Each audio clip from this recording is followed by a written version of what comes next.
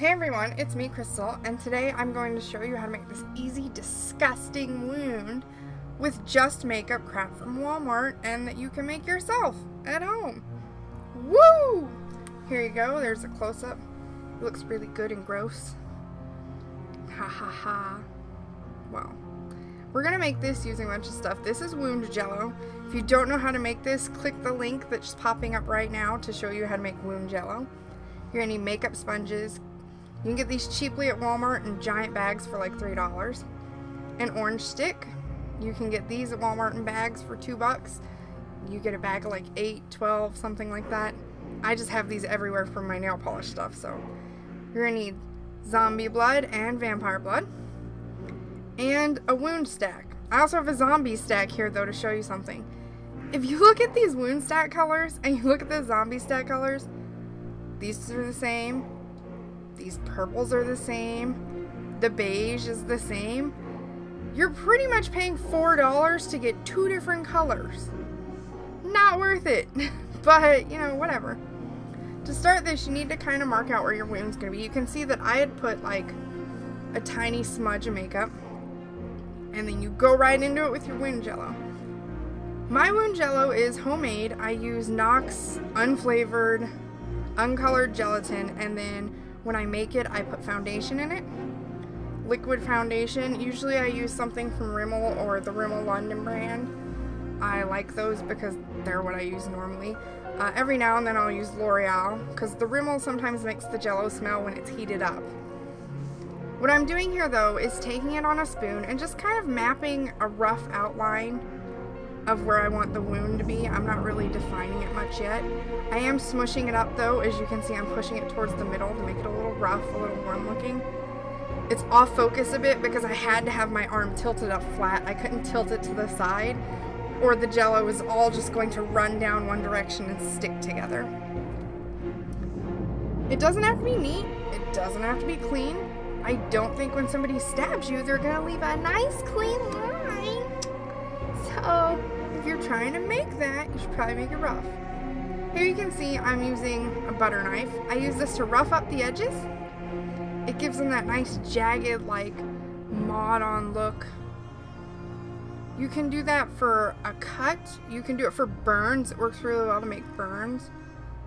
You can use it to roughen up even half-dried wound jello. You can also do this with latex, liquid latex. It's just going to take more building of the layers. As you can see there, I've got my little space in the middle and then my skin is showing through there. That's fine. I'm going to take my fingers now and you kind of smush down the edges. Just blend them into your skin. This, once again, doesn't have to be perfect because nobody's trying to perfectly wound you so they don't mar your precious skin. If you're emulating wounds, if you're doing zombie stuff, perfect is irrelevant. It's going to be covered in blood. It's going to be gory. Just have fun with it. The whole point is to have fun. Once you've got it, you know, to where you like it, you're done with it. Leave it. Toss some baby powder on it though. As you can see here, it's not as shiny because I've dusted it with baby powder to keep it from sticking to itself and to allow my makeup to stick. What I'm going to do here is I'm going to take the really light red from the wound palette and I'm just going to dust it over pretty much all of the outside jello. I don't really worry much about the inside here at first, and you don't have to do this perfectly. This is just kind of to give the edges of the jello a kind of worried look. And if you have an injury in real life, you're going to have inflammation around it, which is some swelling and discoloration of the skin that's usually pink, purple. It can look bruising. It depends on the kind of injury you have, honestly. But for this, I was trying to simulate like something had ripped out a chunk of skin on my arm. So that would probably just have pink all around the arm from the rest of the skin, the capillaries and the... I'm getting really nursey here. I'll stop explaining the technical medical BS and we'll just get back to the makeup.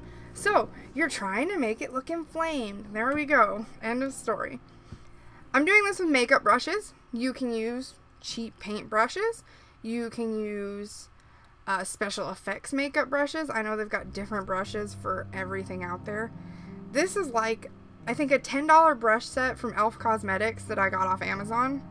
a while ago and I'd never used because the bristles they just weren't really neat and tight and packed together. They're fluffier on most of the brushes, and I like the ones that have the really neat, really sharp edges for when I do my makeup.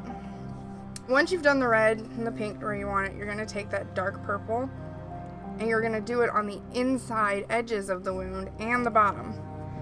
Now here, some people like to do black. I like to use the purple because I think it goes better with the blood. If you do the black and then you mix the blood into it later, I think it makes it look just really like a dark gaping hole. And in a real injury, it's not going to be like a dark black hole into your soul. You're not going to see it like that. So I stick with the purples. Sometimes I'll use a little midnight blue, but I don't worry about it. Now you're going to take the black and just do the middle inside with it. Because this wound kit from Walmart didn't have blue. And see how it's not really, I'm kind of blending it into the purple, and you can see that it's blending together to make it look not just black and gaping, but there's just this dark line in the center, and you can still see the purple around the edges. Once you've done that, leave it alone. Don't touch it. Kidding.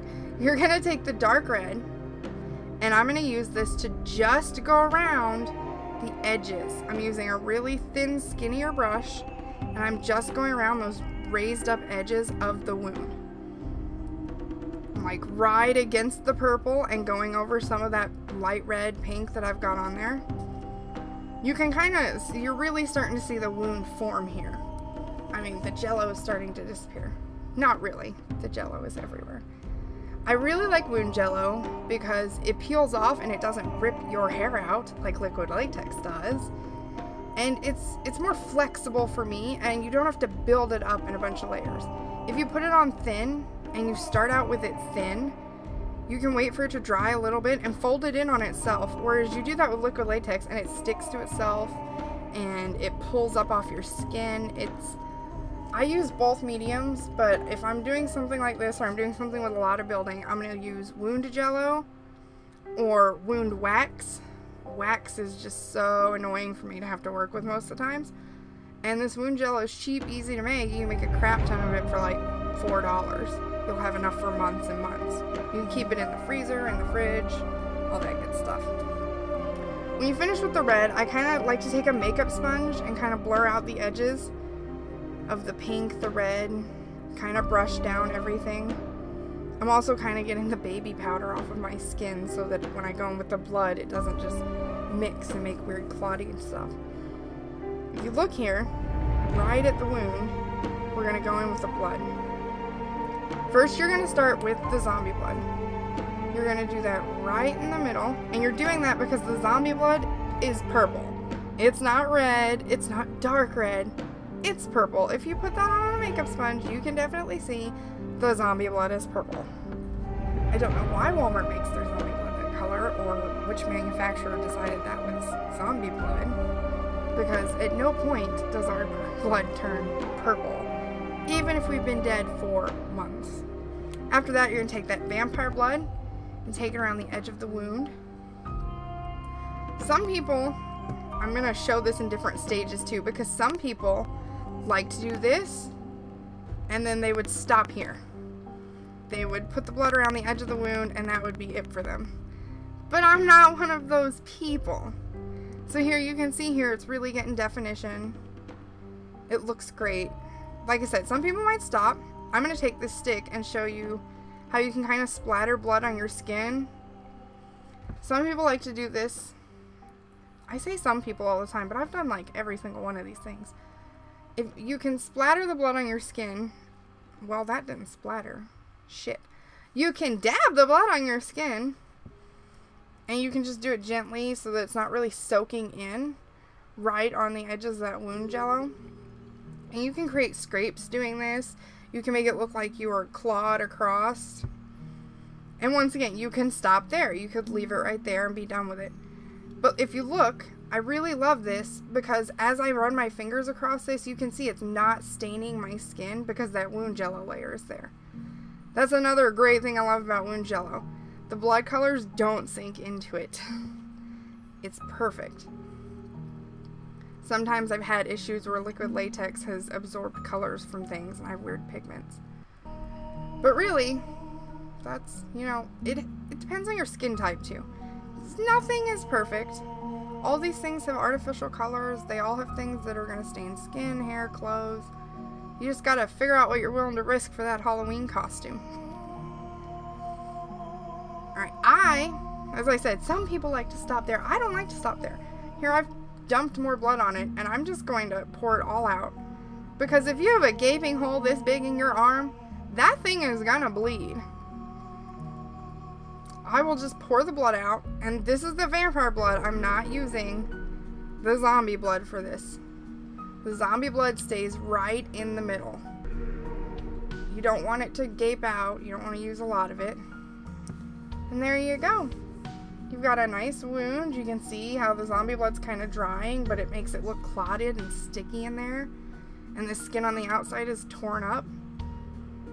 And ta-da! You can be really sick looking. This is really great for stage makeup. This is great for parties. This is great for if you're an adult trick-or-treating. And it peels off super easy. That's some peel porn for people who like peely things. Anyways, thanks for watching. Have fun this Halloween. Make great bad choices. And make awesome wounds.